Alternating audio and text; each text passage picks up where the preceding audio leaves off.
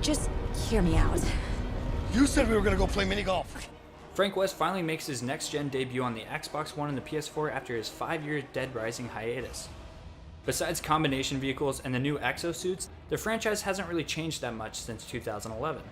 Deadrising 4 sticks to its roots when it comes to overall gameplay design, which begs the question, does Deadrising still hold up, or does it feel as slow and lifeless as its own zombies?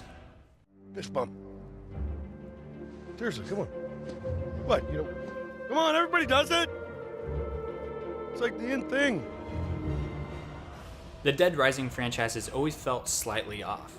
While a pretty solid series overall, there just seems to be something with the mechanics that doesn't feel great. It may be the way Frank controls, which isn't terrible, but I noticed towards the middle of the game, Deadrising 4 isn't great at melee combat, nor is it great at third-person shooting. At best, these two mechanics are passable, with the melee being the better of the two. I struggled constantly with shooting zombies, because the guns just don't feel refined enough. Those who spend their time searching for the many weapon combination blueprints will have a much more interesting time. Finding a new combination was always fun, providing a new gadget to slaughter zombies with. Certain weapons felt like go-tos compared to others. It's silly to think that Frank would carry around a chair that does little damage compared to the sledgehammer that has a grenade strapped to it. But it's completely possible to run through a crowd hitting zombies with a computer monitor or throwing a pile of gems that do no damage whatsoever. But sadly, Deadrising 4 doesn't present you with the silliness that it really wants to provide. The overall story has a rather serious dramatic overtone dealing with government cover-ups, underground laboratories, and science experiments gone wrong. The normal zombie game storyline. But almost all moments of seriousness are ruined either by a not-so-funny quip from Frank West or from one of the many random outfits that he can wear. While fun to run around killing zombies in a suit of armor with a deer head or a Mega Man-like outfit, the moment-to-moment story really takes a dive since it takes itself so seriously.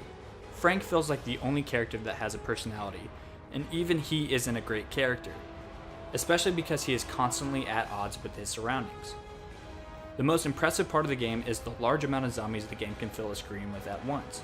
Driving through a group of them, mowing them down with an assault rifle, or slashing through them with an axe can be a very enjoyable time when you really get into it.